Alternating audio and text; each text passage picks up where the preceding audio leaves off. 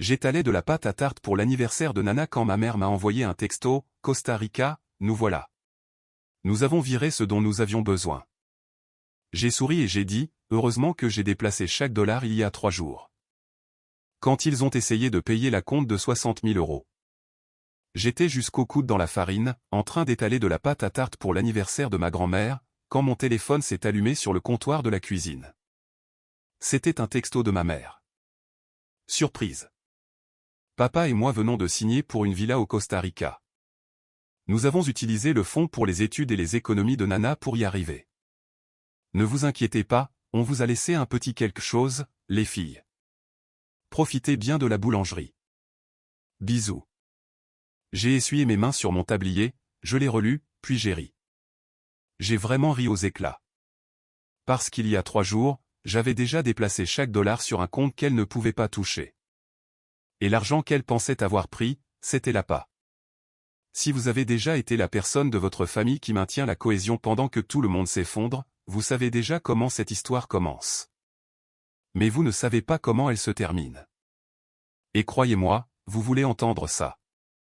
Je m'appelle Marin Cole. J'ai 31 ans et je suis expert comptable judiciaire. Je sais, ce n'est pas exactement la carrière glamour dont mes parents rêvaient pour moi. Mais il s'avère qu'être la personne qui découvre où l'argent disparaît est une compétence plutôt utile quand ce sont vos propres parents qui le font s'évanouir. Laissez-moi vous parler de Cloverfield. C'est le nom de notre propriété familiale, à environ 40 minutes d'Asheville, en Caroline du Nord. Ce sont 11 acres de collines verdoyantes, une ferme qui appartient à la famille de ma grand-mère depuis 1952, et une petite mais très appréciée boulangerie que ma sœur aînée Josie gère depuis la remise à calèche réaménagée. Cloverfield n'est pas un manoir. Le porche s'affaisse d'un côté. La plomberie fait des bruits la nuit qui pourraient passer pour la bande-son d'un film d'horreur. Mais c'est chez nous. C'est tout l'univers de ma grand-mère, Nana Ruth. Nana Ruth a 83 ans. Elle a eu un accident vasculaire cérébral il y a 2 ans qui l'a laissée avec une mobilité partielle du côté droit, et le genre de mémoire qui vacille comme une bougie dans un courant d'air. Certains matins, elle se réveille vive, faisant des blagues sur son kinésithérapeute. D'autres matins, elle m'appelle par le nom de ma mère et demande pourquoi le chien n'aboie pas. Nous n'avons pas eu de chien depuis 15 ans. Après l'AVC, elle a créé un trust. 300 000 €. Les règles étaient simples et juridiquement inattaquables, du moins le pensait-elle. L'argent était destiné à 2 fins uniquement, entretenir Cloverfield comme une maison de famille et couvrir ses frais médicaux croissants. Mes parents, Greg et Diane, ont été nommés cofiduciaires à mes côtés. Ce fut la seule erreur de Nana Ruth. Elle a fait confiance à sa propre fille. Ma sœur Josie a 2 ans de plus que moi et est environ 10 fois plus optimiste. Elle a repris la boulangerie quand Nana est tombée malade et y a mis tout son cœur. Elle prépare le levain à 4 heures du matin. Elle décore les gâteaux. Elle accroche des guirlandes lumineuses aux fenêtres à chaque saison et nomme chaque tarte du menu d'après une vieille chanson country. La boulangerie atteint à peine l'équilibre, mais elle amène des gens à Cloverfield, et elle donne à Nana Ruth une raison de sourire les bons jours. Je m'occupe de l'autre côté, les factures, les impôts, les assurances, les factures médicales qui arrivent dans des enveloppes épaisses et semblent toujours coûter plus cher que le mois précédent. C'est moi qui suis assise à la table de la cuisine à minuit avec une calculatrice et un verre de vin, essayant de trouver comment garder les lumières allumées pour un autre trimestre. Et puis, il y a mes parents. Greg et Diane Colson, pour le monde extérieur, absolument charmants. Ma mère est le genre de femme qui apporte des carrés au citron fait maison à chaque événement de quartier et se souvient de l'anniversaire de tout le monde. Mon père raconte les meilleures histoires lors des dîners. Ils sont amusants. Ils sont charmants. Ils sont le couple que tout le monde envie. Mais derrière les portes closes, ce sont des enfants. Des enfants capricieux, imprudents, perpétuellement insatisfaits qui ont passé toute leur vie d'adulte à croire que l'univers leur doit quelque chose d'extraordinaire, et que le reste d'entre nous existe pour le financer. Ils ont dilapidé l'héritage du côté de mon père en 5 ans. Un bateau qu'ils n'ont jamais utilisé. Une multipropriété à Canquin qu'ils ont visité une fois. Une voiture de sport qui passait plus de temps au garage que sur la route. Quand cet argent s'est tari, ils ont tourné leur attention vers Cloverfield, vers l'argent de Nana Ruth. J'ai remarqué les premières irrégularités il y a environ 8 mois. De petites choses. Un retrait par-ci par-là, Étiqueté d'entretien de la propriété. Un débit listé comme consultation spécialiste médicale. Mais je suis expert comptable judiciaire. Je ne regarde pas seulement les chiffres. Je regarde les schémas. Et le schéma était mauvais. Les frais d'entretien de la propriété étaient débités le week-end pour des montants qui correspondaient à des factures de restaurants haut de gamme. Les consultations de spécialistes avaient lieu dans des spas à 2 comtés de là. J'ai croisé les dates avec le véritable calendrier médical de Nana Ruth. Elle avait eu 3 rendez-vous ce mois-là. Le trust en montrait 9. J'ai sorti 6 mois de relevés et je les ai étalés sur le sol de ma chambre comme une scène de crime. Les calculs étaient dévastateurs. Ils avaient siphonné près de 47 000 € en dépenses fantômes, et le rythme s'accélérait. J'ai essayé de parler à Josie. Je l'ai fait asseoir dans la boulangerie après la fermeture, entourée de l'odeur de cannelle et de sucre brûlé, et je lui ai montré les feuilles de calcul. Elle les a regardées pendant un long moment. Puis elle m'a regardé avec ses yeux fatigués, les yeux d'une femme qui se lève à 3h30 tous les matins et s'endort debout, et elle a dit, « Marin, je te crois. Je ne peux tout simplement pas les combattre en ce moment. Je n'ai plus rien en moi. » C'est ça, le truc quand on est les responsables. On ne porte pas seulement le poids. On le porte en silence. Parce que si on s'effondre, il n'y a personne en dessous pour rattraper quoi que ce soit. Alors je l'ai porté seul, et j'ai observé. Les signes ont commencé à se multiplier il y a environ 4 mois. C'était comme regarder quelqu'un faire ses valises pour un voyage dont il ne vous a pas parlé. De petites choses au début. Ma mère a commencé à vérifier le courrier avant que quiconque ne puisse y toucher. Elle le triait sur le porche, glissant certaines enveloppes dans son sac à main avant de rentrer. Je l'ai remarqué parce que je remarque tout. C'est une malédiction et un métier. Puis les habitudes de navigation de mon père ont changé. Je suis entré dans le salon un après-midi et il a refermé son ordinateur portable si vite qu'il a failli fissurer l'écran. Je regardais juste du matériel de pêche, a-t-il dit en affichant ce grand sourire grégaire. Mais j'avais aperçu la page. Immobilier tropical. Résidence sécurisée. Le genre d'endroit qui promettent des piscines à débordement et un nouveau départ au paradis. 2 semaines plus tard, ma mère m'a coincé dans la cuisine. Elle avait bu du vin, ce qui la rendait toujours plus transparente. « Marin, ma chérie, a-t-elle dit, s'appuyant contre le comptoir avec une désinvolture étudiée, je me disais, tu es si occupé avec le travail et tout. Peut-être que ce serait plus facile si papa et moi avions un accès direct au compte du trust. Tu sais, juste pour gérer les petites choses du quotidien pour que tu n'aies pas à t'en soucier. » Je l'ai regardé par-dessus le bord de ma tasse de café. « C'est gentil, maman, mais les documents du trust exigent mon autorisation pour tout retrait supérieur à 500 €. C'est comme ça que Nana Ruth l'a mise en place. Pour la protection. » Une protection contre quoi? Elle a ri, mais le son était sec. Nous sommes sa famille. Exactement, ai-je dit, et le trust protège la famille. C'est tout l'intérêt. Son sourire n'atteignait pas ses yeux. Bien sûr. Je pensais juste proposer. Cette nuit-là, je n'ai pas pu dormir. Je suis resté allongé dans mon lit à fixer le plafond, rejouant cette conversation. Elle ne proposait pas d'aider. Elle testait les limites. Elle cherchait une faille. Et si elle n'en trouvait pas, je savais qu'elle essaierait de couper le grillage. La culpabilité me frappait par vagues. C'étaient mes parents. Les gens qui m'emmenaient à l'entraînement de football et assistaient à toutes mes horribles pièces de théâtre scolaire. Ma mère a fait mes costumes d'Halloween à la main jusqu'à mes 12 ans. Mon père m'a appris à faire du vélo dans l'allée de Cloverfield, courant à côté de moi avec sa main sur la selle. Comment se prépare-t-on à partir en guerre contre des gens qui vous ont un jour fait sentir en sécurité? On le fait quand on réalise qu'ils ont cessé de faire sentir qui que ce soit en sécurité. Le moment qui a tué ma culpabilité est arrivé un mardi soir. Je travaillais tard, examinant les déclarations trimestrielles du trust, quand j'ai entendu mes parents dans le salon. La porte était presque fermée. Leur voix était basse, mais la vieille ferme a des murs fins et j'ai l'ouïe fine. « Nous avons assez donné », a dit ma mère. Sa voix n'était pas triste. Elle n'était pas conflictuelle. Elle était froide. Certaine. 30 ans à donner à cette famille. La ferme, la boulangerie, les rendez-vous de mère, Les problèmes des filles. J'en ai assez, Greg. J'en ai assez d'être celle qui se sacrifie. Mon père a marmonné quelque chose que je n'ai pas bien saisi. Elle a 83 ans, a poursuivi ma mère. Elle pourrait traîner pendant des années. Des années, Greg. Et qu'est-ce qu'on obtient? On la regarde oublier nos noms pendant qu'on pourrit dans cette maison. Non. On prend ce qu'on peut, et on s'en va.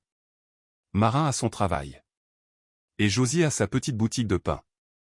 Petite boutique de pain. Ma sœur qui travaille 18 heures par jour, qui a le syndrome du canal carpien aux deux poignets à force de pétrir la pâte, qui n'a pas pris de vacances depuis 4 ans. L'œuvre de sa vie réduite à une petite boutique de pain. Et la maison? A demandé mon père. Elle est vieille, Greg. Elle a besoin d'un nouveau toit et les fondations ont des fissures. Laissons-les s'en occuper, ou laissons la banque s'en occuper. Je m'en fiche maintenant. Laissez la banque s'en occuper. Cette phrase m'a fait l'effet d'une douche froide. J'ai appuyé mon dos contre le mur du couloir et j'ai fermé les yeux. Ils ne prévoyaient pas seulement de partir.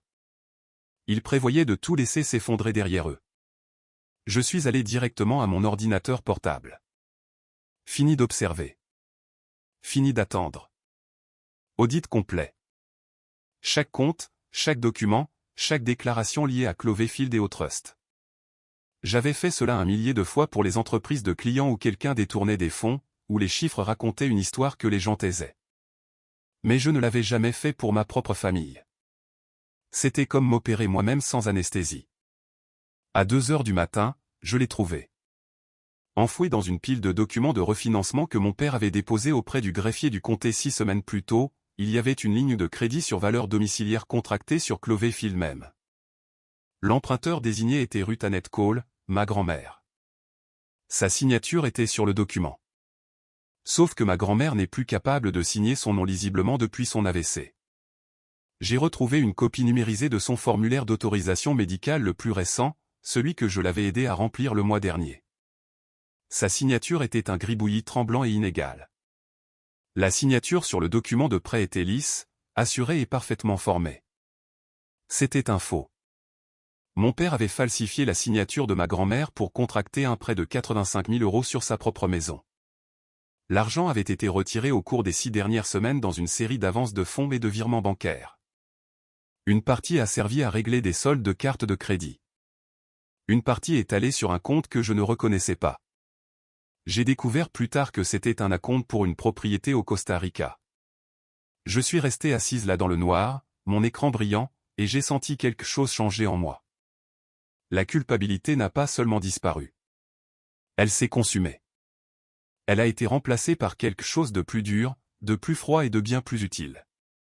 Il n'était plus seulement égoïste. Il commettait une fraude. Abus financier sur personnes âgées, falsification.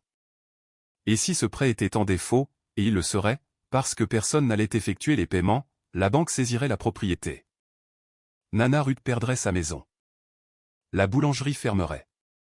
Tout ce que ma sœur avait construit, tout ce que ma grand-mère avait passé sa vie à créer, serait parti. Pas à cause de la malchance, mais parce que mes parents voulaient une villa avec une piscine à débordement. Le lendemain matin, je me suis déclaré malade au travail. Je suis d'abord allé à la banque.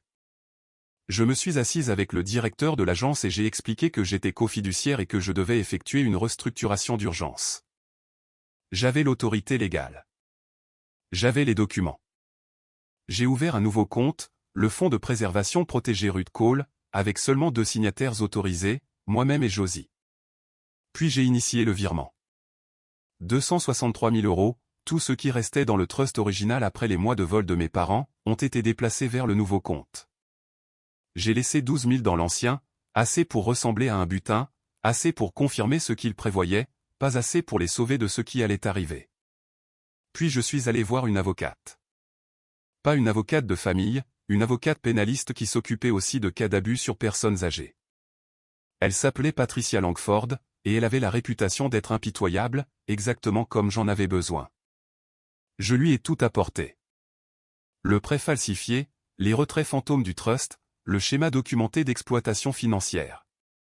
Elle a tout examiné en 40 minutes, m'a regardé par-dessus ses lunettes de lecture et a dit « Vos parents ont de très sérieux ennuis. Comment voulez-vous gérer cela ?» Je veux qu'ils aient le choix, ai-je dit, mais je veux que les deux options soient les miennes. J'ai passé la semaine suivante à me préparer. J'ai tout documenté en triple exemplaire. J'ai fait des copies pour l'avocate, des copies pour la banque et des copies pour moi-même. J'ai contacté le bureau du greffier du comté au sujet de la déclaration frauduleuse de la ligne de crédit. J'ai mis en place des alertes sur chaque compte, puis j'ai attendu. Je n'ai pas eu à attendre longtemps. C'était un samedi matin. Josie était déjà à la boulangerie, préparant pour l'affluence du week-end. J'aidais Nana Ruth avec ses exercices matinaux, des étirements simples prescrits par son thérapeute. Nous étions dans la véranda, et la lumière entrait par les fenêtres en longues bandes dorées. Nana Ruth passait une bonne journée. Elle fredonnait un vieil hymne et me racontait l'époque où mon grand-père avait construit la balancelle du Porsche. Il l'a mesurée 3 fois, dit-elle en riant. Et elle est quand même sortie de travers, mais je l'adorais. J'adorais tout ce qu'il construisait parce qu'il le construisait pour moi. Mes parents sont descendus habillés dans ce que je ne peux décrire que comme une tenue de vacances décontractée. Pantalon en lin, sandales neuves. Ma mère s'était fait coiffer. Mon père portait des lunettes de soleil à l'intérieur. « Bonjour, les filles », a dit maman joyeusement, embrassant le sommet de la tête de Nana Ruth. Elle s'est attardée, a tenu le visage de sa mère dans ses mains un instant. « Tu es magnifique aujourd'hui, maman. » C'était le geste le plus tendre que je l'ai vu faire depuis des mois. Cela m'a retourné l'estomac parce que je savais ce que c'était. C'était un adieu. On a quelques courses à faire à Charlotte, a dit papa en faisant teinter ses clés. Ça pourrait durer toute la nuit. Grosse vente au centre commercial. Il a fait un clin d'œil. Bien sûr, papa, ai-je dit. Conduisez prudemment. Je les ai regardés charger 2 grandes valises dans le coffre de leur voiture. Centre commercial, bien sûr. Ils sont partis de l'allée à 9h15 du matin. Je le sais parce que j'ai regardé l'heure. J'ai tout vérifié. Les heures ont passé.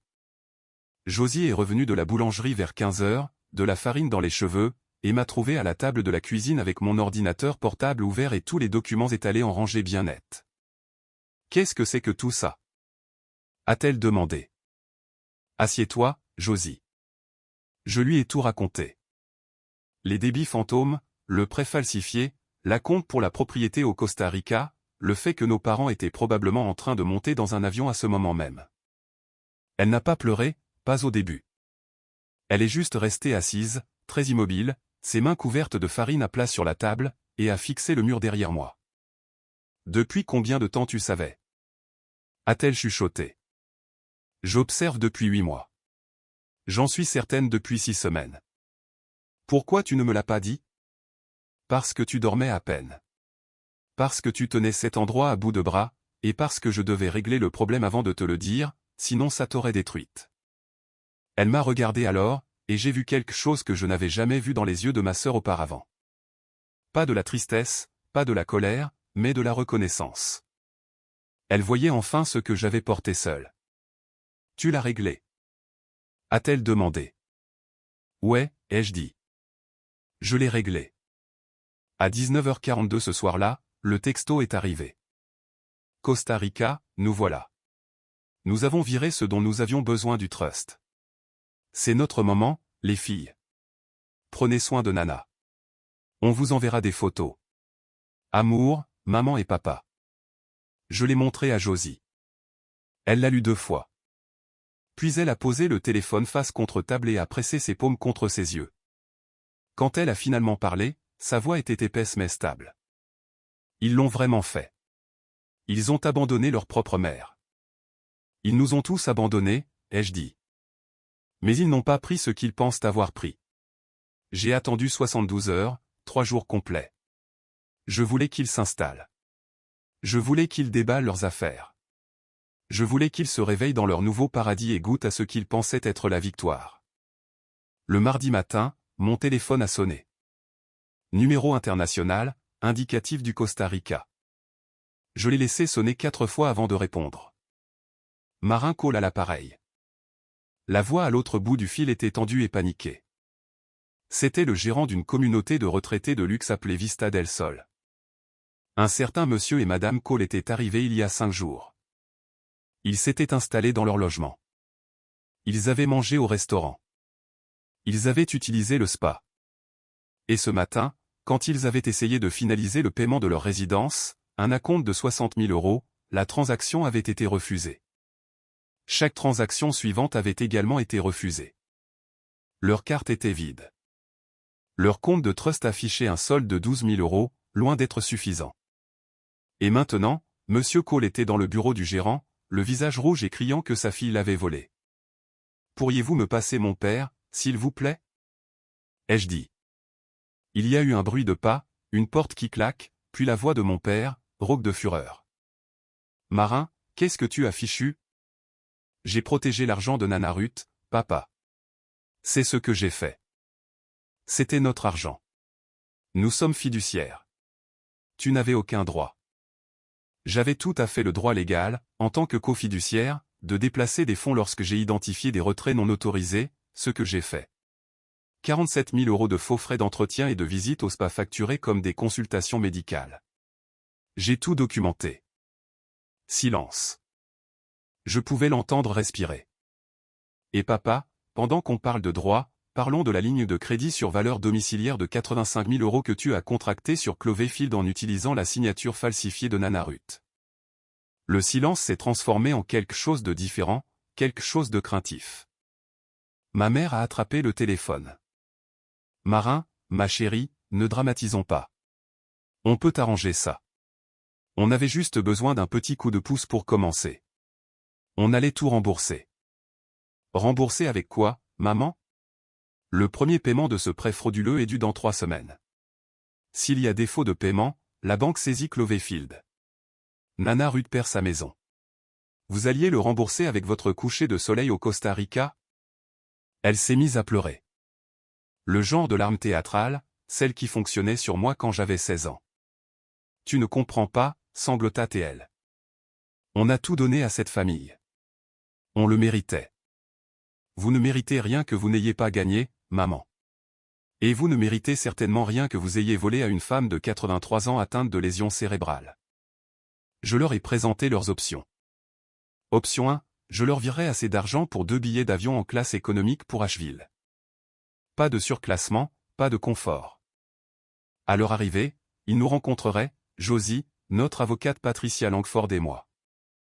Ils signeraient le transfert de la pleine propriété de Cloverfield à Josie et moi. Ils renonceraient à tous leurs droits de fiduciaire. En échange, nous utiliserions les fonds protégés pour rembourser leurs prêts frauduleux et sauver la propriété. Ils seraient autorisés à vivre dans le petit appartement au-dessus de la boulangerie, celui avec le radiateur qui grince et la fenêtre qui ne ferme pas tout à fait, à condition qu'ils contribuent à la propriété par un entretien quotidien de la ferme, et un accès supervisé à Nana Ruth. Option 2, ils refusent. La ligne de crédit frauduleuse est en défaut.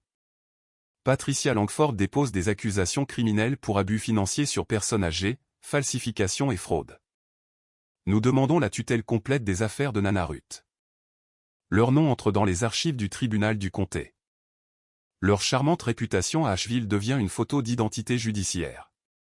Mon père a essayé de négocier. Et un terrain d'entente ?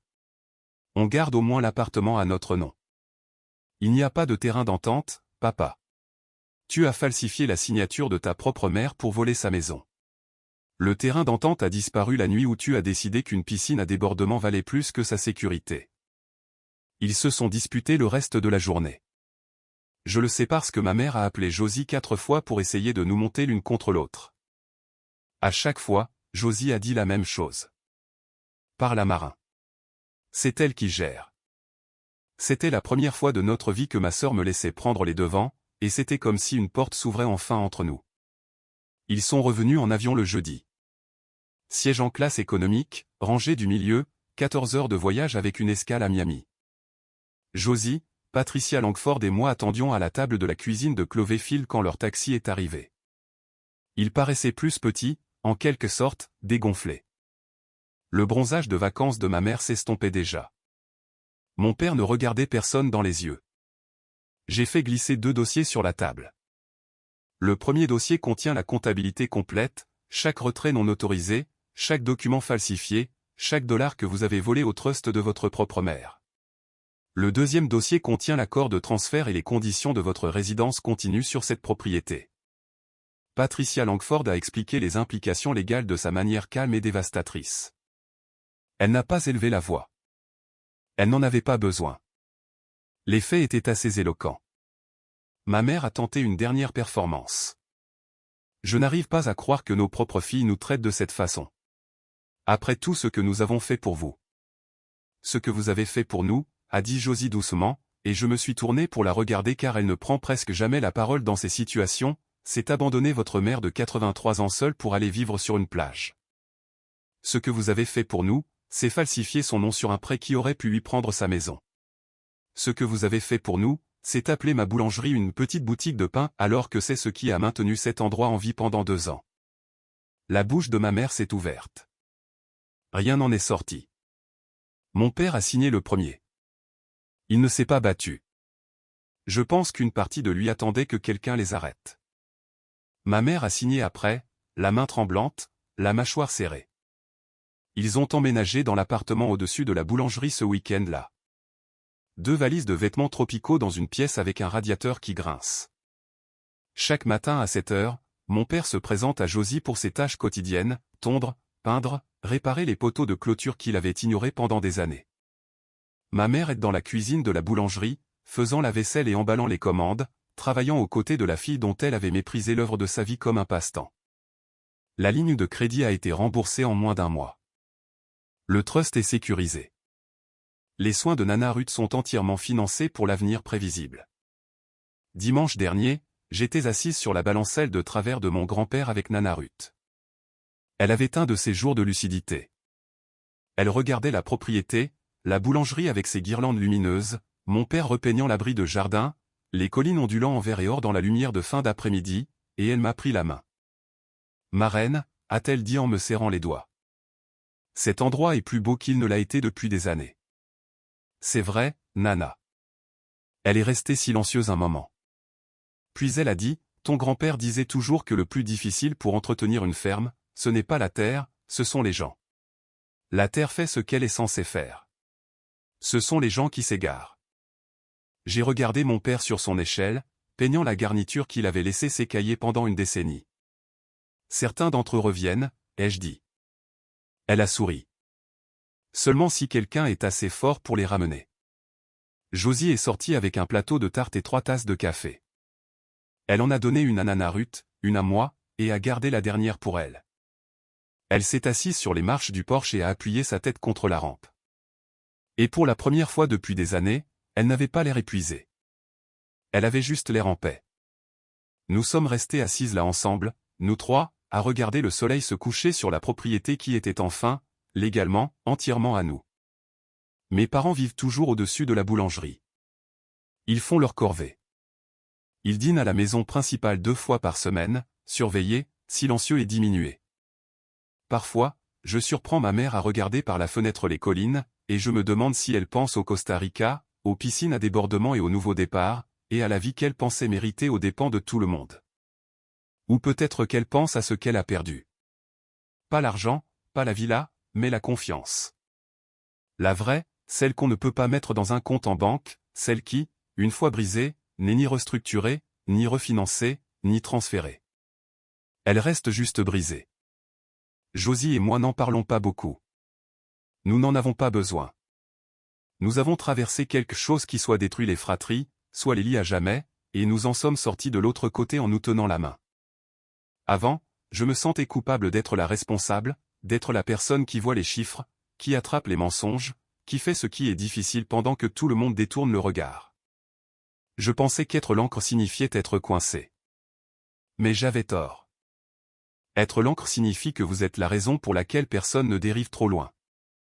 Vous êtes la raison pour laquelle il y a encore un endroit où rentrer. Je n'ai pas sauvé mes parents. Ils ne l'ont pas encore mérité. Mais j'ai sauvé la maison de ma grand-mère. J'ai sauvé le rêve de ma sœur. Et peut-être, juste peut-être, je me suis sauvé de devenir le genre de personne qui regarde tout brûler en disant « Eh bien, je ne pouvais rien faire ». Il y a toujours quelque chose que l'on peut faire. Parfois, c'est difficile. Parfois, cela vous coûte le sommeil, la paix et la version de vos parents que vous aimeriez qu'ils soient. Mais certaines choses valent la peine d'être protégées, même quand les personnes qui les menacent portent le même nom de famille que vous. Surtout dans ce cas.